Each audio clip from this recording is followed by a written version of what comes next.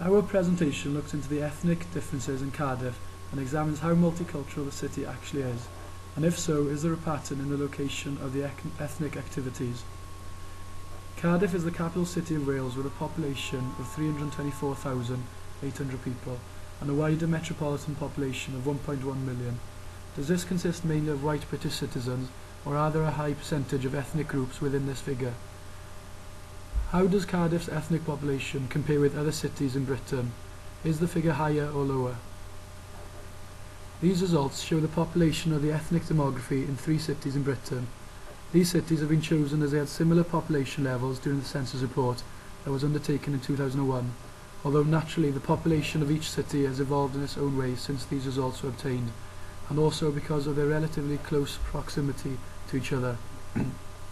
From observing the results, we can see that out of the 3 cities, Cardiff is the least multicultural, with 91.57% of the population within the white category. Bristol's percentage of 88.8% in the white category is still a high figure, but albeit lower than Cardiff's. Coventry, on the other hand, has a substantially higher rate of ethnic groups within the city, with a very high figure of 19.5% of its population falling under this category. Would these ethnic minorities be dispersed within the city, or would they live within a certain area? Will our drift from the CBD of Cardiff into the inner city district of the city at Moy Road shows if areas of Cardiff are more multicultural than others? Will it prove that the 8.5% of Cardiff's residents who aren't white are spread evenly? Will there be a higher concentration of ethnic businesses in one area of Cardiff? If so, what effect will this have on society? Our journey begins in the city centre of Cardiff in Queen Street. As we walk along the street, many large retailers, arcades and restaurants are visible. Internationally known outlets such as McDonald's and Burger King attract many customers from every background due to their connections around the globe. Despite this, the vast majority of these are from the Western capitalist world, which shows their significance. Although Cardiff is littered with many multinational corporations such as Starbucks, who boast 3 separate stores on Queen Street alone, that give the impression of a modern and fashionable city, there are still elements to this area of Cardiff that cannot help but enforce recognition of its own history and culture.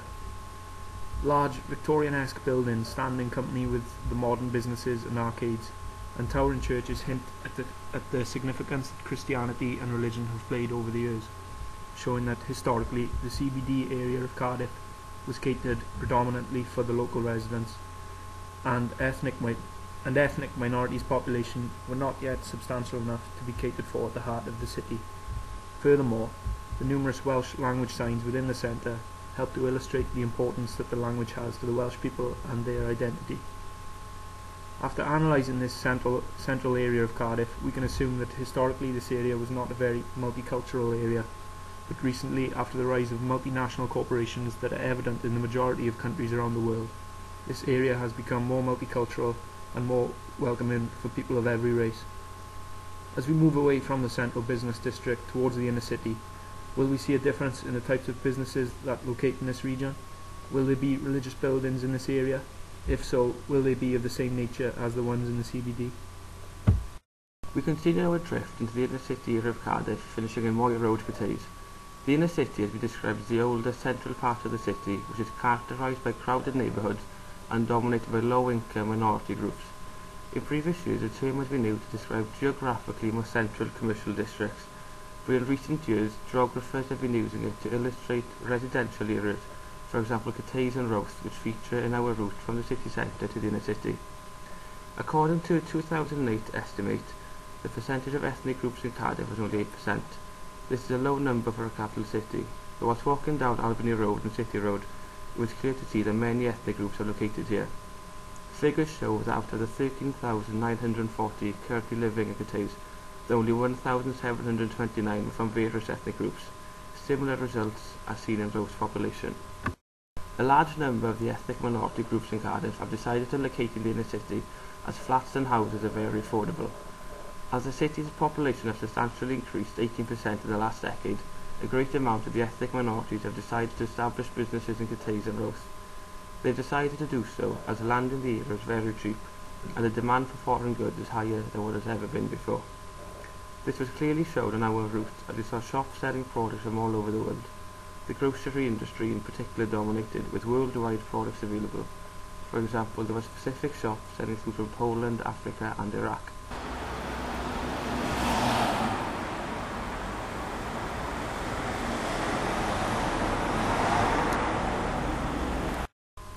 Other small businesses included such clothing and fashion shops as Islamic Relief and Essence of Islam. These shops, in addition to the Cardiff Buddhist Centre and Islamic Culture Centre, emphasise how multicultural Cardiff has become.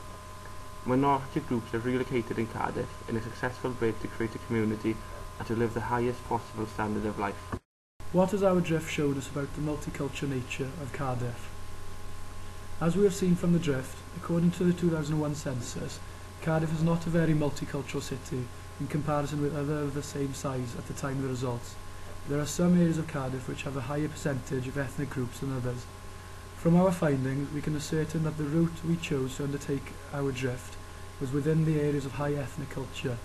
This is seen clearly in the businesses and religious buildings that have located in this area and the higher number of ethnic residents in the area. The lower land value in the inner city, especially in the City Road area of Cardiff, has attracted the lower paid population for its affordability and the people that have migrated into the area and having to locate in the higher density in the city. This is ultimately the reason behind the numerous businesses from across the globe located in these areas, for example the Baghdad market and the Polish and Eastern European shop. These areas on the periphery of cities are inevitable and seen in every city in Britain. These areas are a benefit for the city itself as it brings millions of pounds into the economy and offers much needed housing for the lower paid residents of the city. Although the percentage of ethnic minority in Cardiff at the time of the most recent census report shows that figures are low and lower than other cities, the path of our drift has shown us that the inner city to the west of the city centre contains numerous foreign businesses and religious buildings for the ethnic minority or to satisfy the needs of the high western consumption levels. According to Hall, the only consistent thing about cities is that they are always changing. Our drift suggests that this is especially evident in Cardiff, and by today it is undoubtedly a place for people of all cultures and backgrounds.